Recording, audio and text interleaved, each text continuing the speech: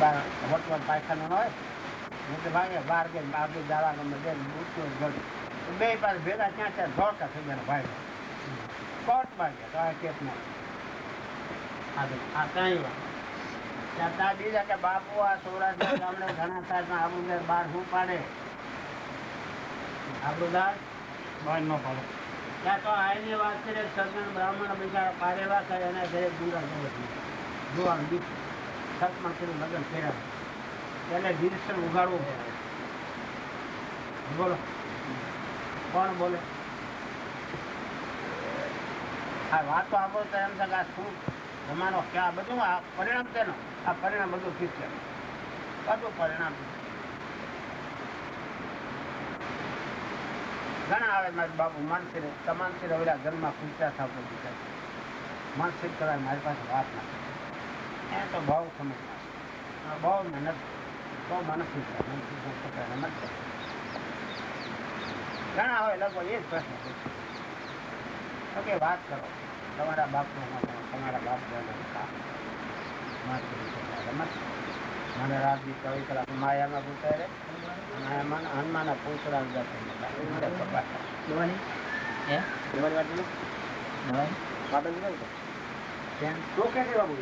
બાટલો સારું જો કે પછી ઓલું દવા જોકે નાખી દઉં સારું લેતા હું સમજી લાકડી લેતો હોઉં તમે પણ ભાષા હું પણ હેરાન કરું છું આ ભાષા ગુંડા છો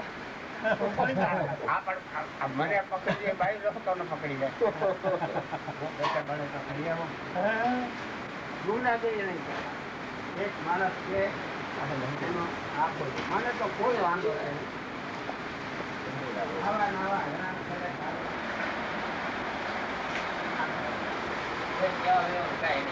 બાબુ કાકા નું મોકલતો હતો ઈ કે નહીં આવે મારથી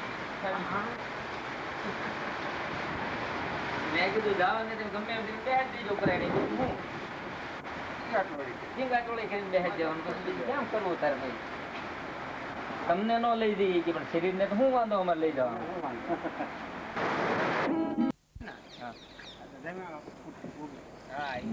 બાર કે છે બાર ફરી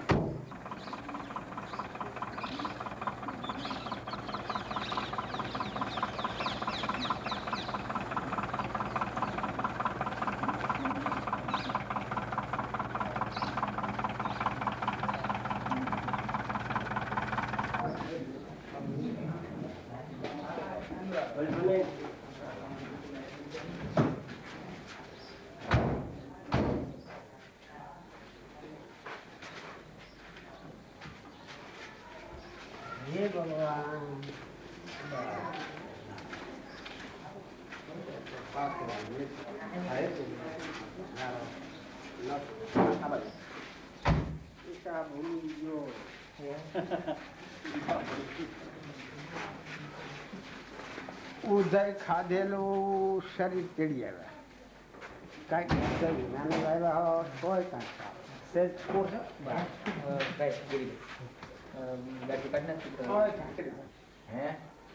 તમારા રૂમમાં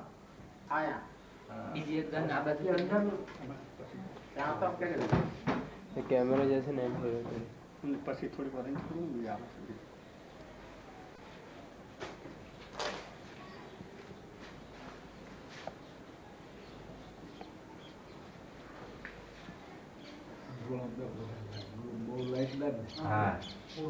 બહુ લાઈટ નહીં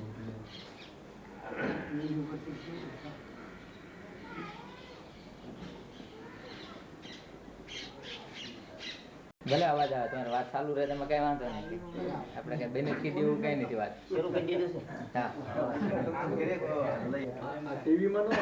છે એમ નહીં ઉદઘાટન નો આખો સીન છે એટલા માટે આજે ગોઠવું છે ઉદઘાટન જો મહેમાનો આવે ને તો આપણે ગોઠવી લઈએ આજે એમ થાય ઉદઘાટન ગોઠવી છે ને હા ઉદઘાટન કહેવાય ગોઠવી લઈએ એ આમાં નક્કી કર્યું તો વરસાદ આવે ને ઘરે પણ આપણે ઈ કરી નાખવાની ઈ વિધિ ઈ રીતે કરી નાખવાની છબી ત્યાં મૂકવાની દીપ પડદો ત્યાં મૂકવાનો પડદો બરાબર છે મનો હા બહુ સરસ છે આપણે ગોઠવીએ હાલો ને આપણે પહેલું કામ ઈ ચાલુ નો કોઈ નો આવે ને તોય આપણે એક કાર્યક્રમ ગોઠવી લઈએ ઘરે ને ઘરે હાજી દાદાનો ફોટો છે ના ક્યાં નહીં બે બાજુ રહે એ બધા કરતા કોઈ નું આવે ને તો એ કામ પૂરું થઈ જાય આપણું. આ માન ગરી ગયું નાથી આ પરિસ્થિતિ થાય એટલે માનવતા આવ્યું શું માનવતા ચક્કર પાસે આવું છે ને પાછળ શાસ્ત્ર એમ કે છે કે ભાઈ 4 પગવાળો પશુ સારો પણ 2 પગવાળો પશુ નર પશુ સારો નહીં. એ અધમ માર્ગ. 2 પગવાળો નર પશુ અત્યારે સમાન માન ગરીબો માનવતા ગઈ ગામો ગામ હજારોમાં કોઈ એક જ તમને માનવ મળે. હજારોમાં એક એ લખી નાખે. આ તમે બધા બેઠા તમને મને એમ થાય મારા અમને એક વાર નર પશુ માનવતા ન હોય તો 1001 વખત નર પશુ અને માનવ હોય એને જ કઈ કહેવા પણ નથી. મનમાં સમજી લે માનવ કોને કહેવાય નર પશુ કોને કહેવાય. અને ઓલા 4 પગવાળો પશુ ને 4 પગ હોય બીજાના શીંગડા હોય એને બિચારા કે નાની ટૂંકી બુદ્ધિ નથી એને પેટ ભરવા પૂરતું કામ છે. એને બિચારાને ભૂખ લાગે ધરમજીભાઈ વાડીમાં ગરી જાય અને ખાય પેટ ભરાય ખૂંદે કે એનો ઈરાદો નથી નુકસાન કરવાનો. પગ ક્યાં જાય બિચારો પશુ એટલે ખૂંદાય પગ ઈરાદા પર પગ મૂકી ના ખૂંદે જરાઈ જાય. એટલે અત્યાર સુધી સત્ય આરામ છે અત્યાર સુધી ક્યાંય પણ મેં સાંભળ્યું નહીં કે આ પશુ ગયો આ ધર્મસેવાના ખેતરમાં અને ખાધું તો ખરું પણ ભારો બાંધી લઈ ગયું કરે અત્યાર સુધી. અને કહે છે નર પશુ તો ગયો હતો અરે કેટલું સાધન લઈ ગયો ખટારો ભરીને ઉપાડી ગયો અરે ગંજી હતી એ હળગાવી દીધી. આ નર પશુ આવું કરે. અરે એ તો ઠીક પડી જાય રાગ દેશે તો 1-2 નું ખૂન કરીને ઉડી ગયો. નર પશુને હાથ જોડીને પગે લાગવા જેવું સારું. માટે આખી આપણે પાણુતા ના આવે તો કઈ પણ માનવતાના કાંઈ સદગુણ આપણા જીવનમાં વસાય નહીં. ચાલ આપણા ઘરમાં 5 માણસ પણ સુખીથી શાંતિથી રહેશું નહીં. કારણ કે હજારોમાં કોઈ જો જગતમાં કોઈ ગામમાં કોઈ ઘરમાં હશે ભાગશેનગરમાં નથી એમ નથી કહેવાય પણ ઓછું એને નથી એમ જ કહેવાય. કોઈને શાંતિ ન મળે. શાંતિ માત્ર આ 4 પગવાળા પશુને શાંતિ છે અને એ બિચારા પેટ ભરવાની ચિંતા અને આ નર પશુને ભેગું કરવાની. એટલે જ માનવને માટે ગુણો લખ્યા છે ને. અને માનવ જ સૂર્યની ઉપાસના કરવાનો અધિકાર. માનવ જ ગણપતિની ઉપાસના કરી શકે. માનવ જ શિવની ઉપાસના કરી શકે. માનવ જ વિષ્ણુની અનેક ભાષાઓ છે વિષ્ણુ એની ઉપાસના કરી શકે. માનવ જ ભગવતીની ઉપાસના કરવાનો અધિકાર પશુને ગધેડાનો અધિકાર નથી. ક્યાં ગધેડા મંદિર બનાવ્યા ગધેડા ક્યાં ભજન કર્યા કઈ બિચારા 4 પગવાળો પશુ એને બુદ્ધિ નથી ઈશ્વરની ખબર નથી. એને તો કરેલા કર્મ હોવાની અધિકાર છે. મૂંગે મોઢે કોઈ કહી શકે પણ એમ નથી. અને નર પશુ ઈશ્વરે તો બનાવ્યો માનવ પણ આ મૂર્ખ આ મોહ અને માન ના હિસાબે નર પશુ બન્યું. ઈશ્વરના ઘરથી જન્મ લીધો કોઈ પશુ તરીકે અવતાર લીધો જ નથી. ગમે તેની જ્ઞાતિમાં જન્મ લેશે એ માનવ તરીકેનો જન્મ બહાર લીધો છે. પણ પછી એ ઘરના સંસ્કારો ઘરના રિવાજો માતાઓના સંસ્કારો આડોશી પાડોશીના સંસ્કારો ગામનું વાતાવરણ એ ધીરે ધીરે પાછવતાનું એના હૃદયમાં એના રત્તુનો પરમાણુ પ્રવેશ થાય. એટલે એના હૃદયમાંથી માનવતાના ગુણો દબાઈ જાય અને નર પશુના ગુણો આવે. એટલે કહેવાનો હેતુ ઈશ્વરે ભૂલ કરી નથી. ઈશ્વરે એને માનવ જન્મ આપીને એને પશુ બનાવતો પણ નથી. ઈશ્વર તો ખુશી થયો શું કામ પૂર્વજન્મના આપણા પૂર્વનો ઉદય થયો કે આને હવે માનવ બનાવો કે બીજા મારા માનવને પૂર્ણ શાંતિ અને સુખ આપે. એની બુદ્ધિનો વિકાસ કરે એના બુદ્ધિનો સદુપયોગ કરે દુરુપયોગ ન કરે. એટલે તુલસીદાસે રામાયણમાં કહ્યું ના, બડે ભાગ માનુષ તનો ભાવા સુર દુર્લભ સબ ગ્રંથોની ગાવા સાધન ધામ મોક્ષ કર દ્વારા પાય રજહી પર લોક સુરા સો પરત દુઃખ પાવઈ શિર ધુની ધુની પછી થાય કાલ હિ કર્મ હિ ઈશ્વર હિ મિથ્યા દોષ લગાય. ઈશ્વરે તો બડા ઉપકાર કર્યા, બડા પુણ્યના ઉદય થયો, આપણે માનવ. અરે માનવ જન્મ દેવોને દુર્લભ છે. દેવ માનવ નથી, દેવ પશુ સમાન છે. દેવોને રૂવાડે રૂવાડે ઈર્ષ્યા ભરી છે. દેવ જેવો કોઈ હરામખોર નથી.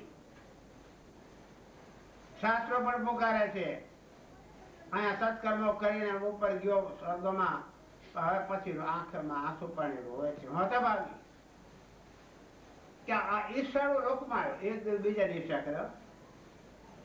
કોઈને સુખ શાંતિથી દેવલોકમાં કોઈ સૂતું નથી. અને વિષય ભોગમાં ગરકા, તો એ તો આપણું શાસ્ત્ર કે છે વિષય ભોગમાં કોઈને સુખ નથી, અશાંતિ જ છે. પણ છતાં આપણું શાસ્ત્ર કે છે સ્વર્ગ લોકમાં બહુ સુખના સુખ રંત માત્ર.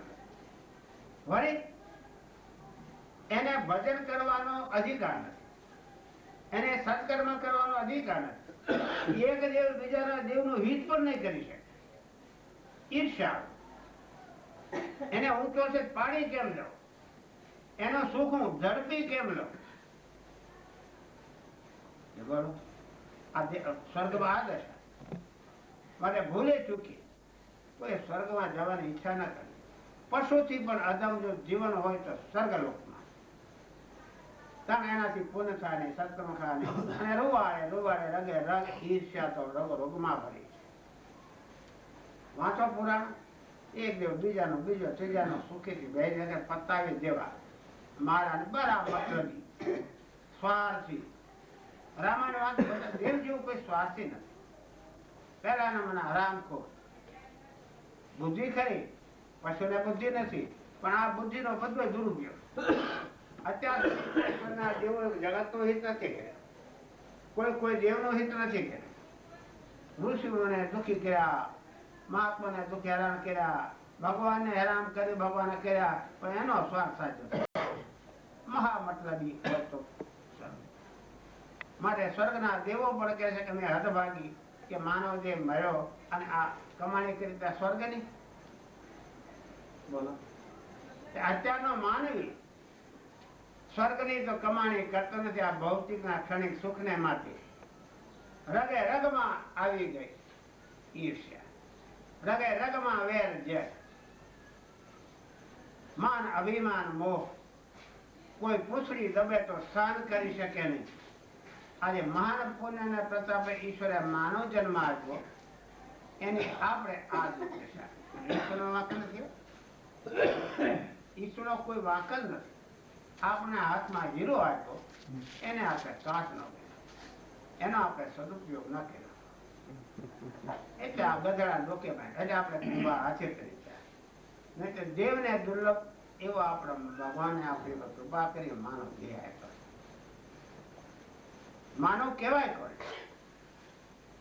અત્યારે કીધું ને તમને, કોઈ પણ દેવની સાધન ઉપાસના ધ્યાન ધારણા સમાધિ કરવાનો અધિકાર માનવને, દેવને નહીં, પશુને નહીં. એક માનવ જ ઈશ્વરનું ભજન કરી શકે, ધ્યાન એ જ કરી શકે, સમાધિ એ જ લગાડી શકે.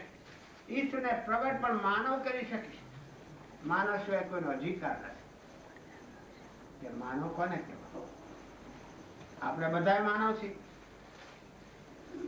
હનુમાનના પૂછડાને દર્શન કોઈને થતા નથી. હનુમાનના મંદિર ગણે છે.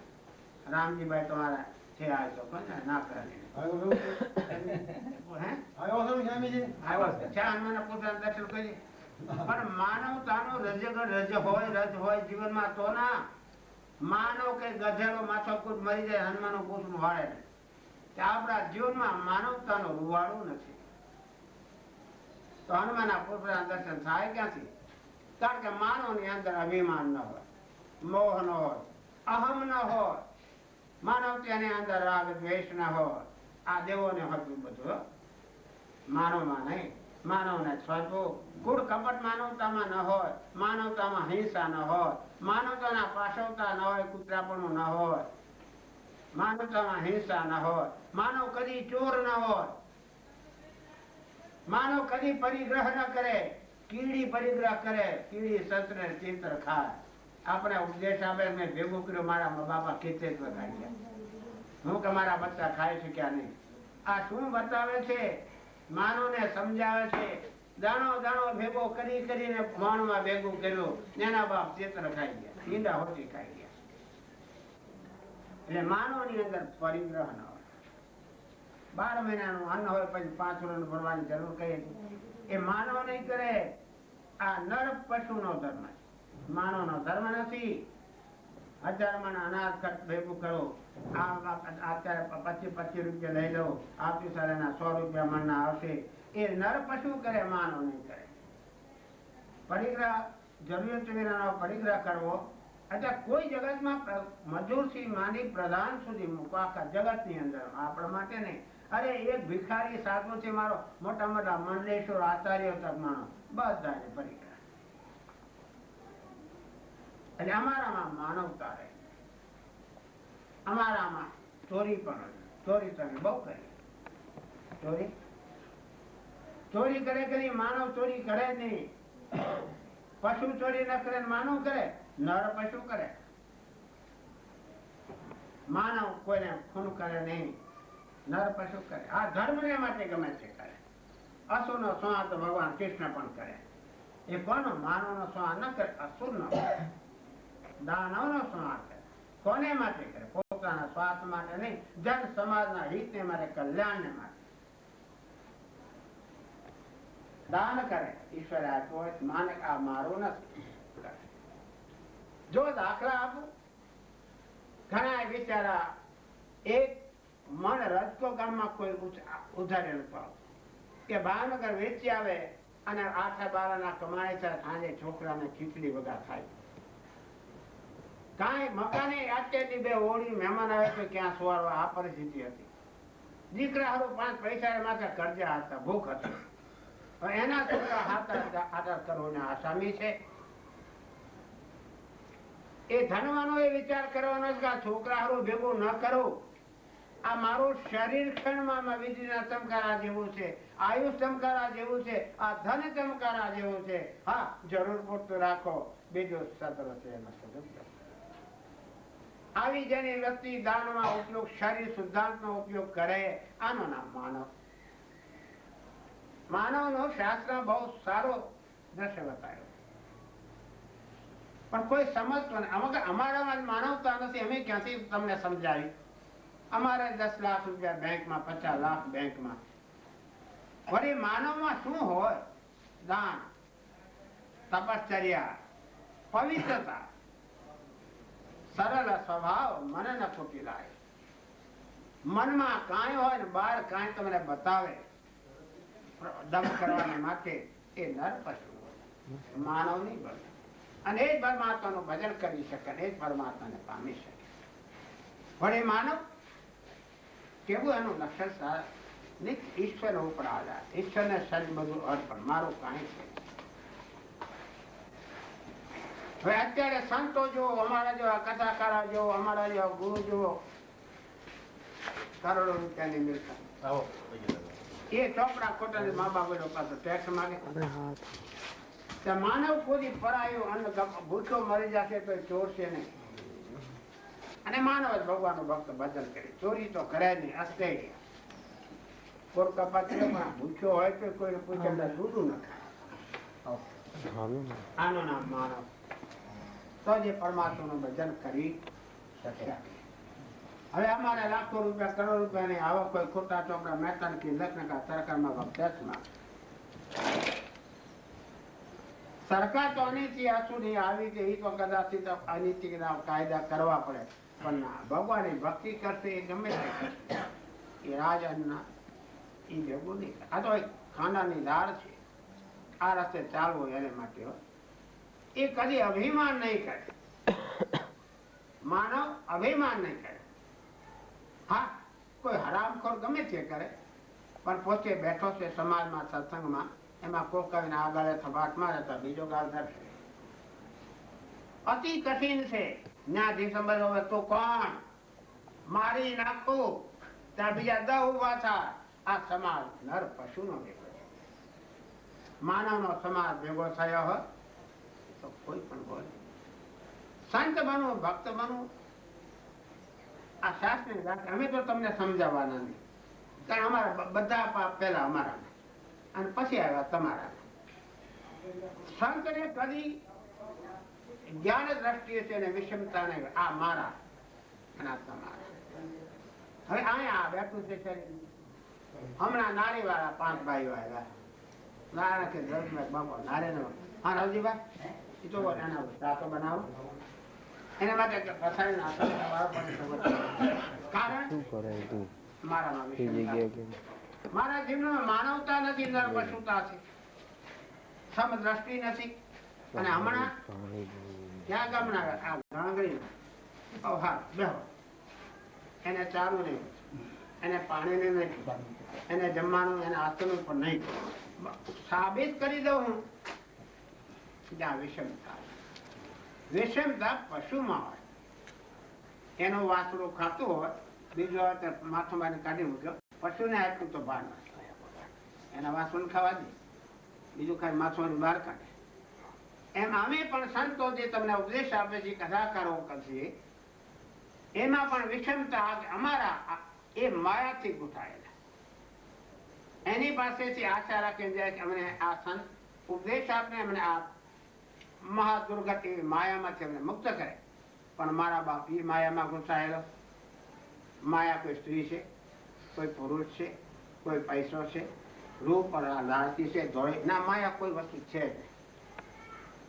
3 કાળમાં ઉત્પન્ન થઈ નથી અને હોય તેનો નાશ થાય.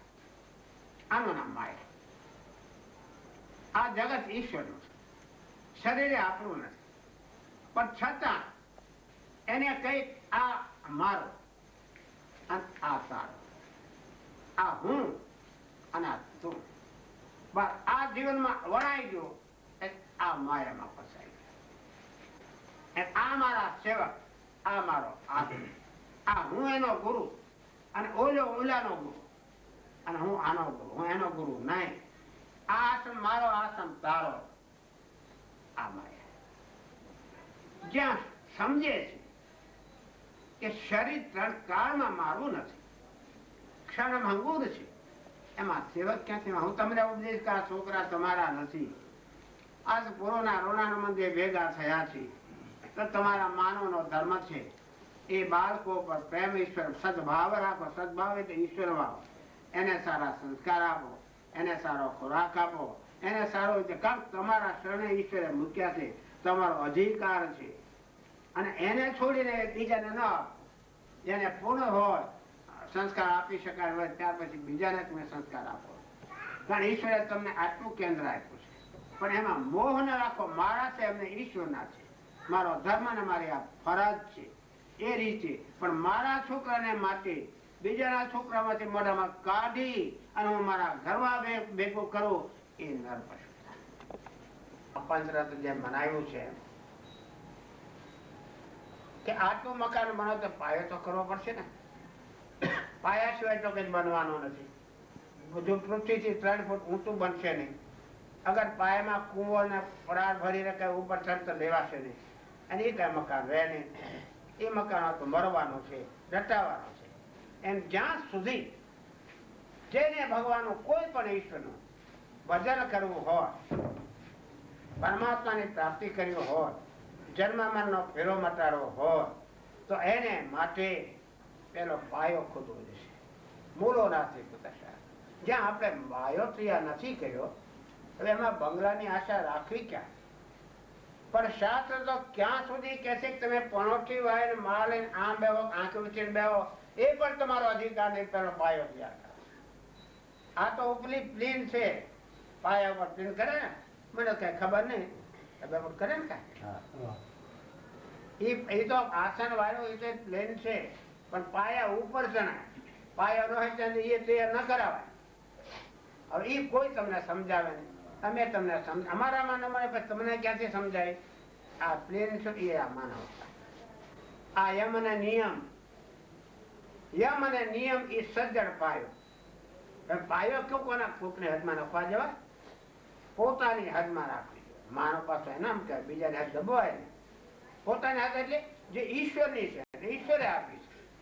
અને ઈશ્વરે કહ્યું કે મારા બચ્ચા તારા ઘરે મેં વાપ્યા છે થાપણ તરીકે, એને માટે તો મકાન બનાવ, પણ બીજીને હદમાં બનાવીશ મેં તને જેટલો વાળી દીધું એટલામાં એક તસો પર દોરાવા દબીશ નહીં.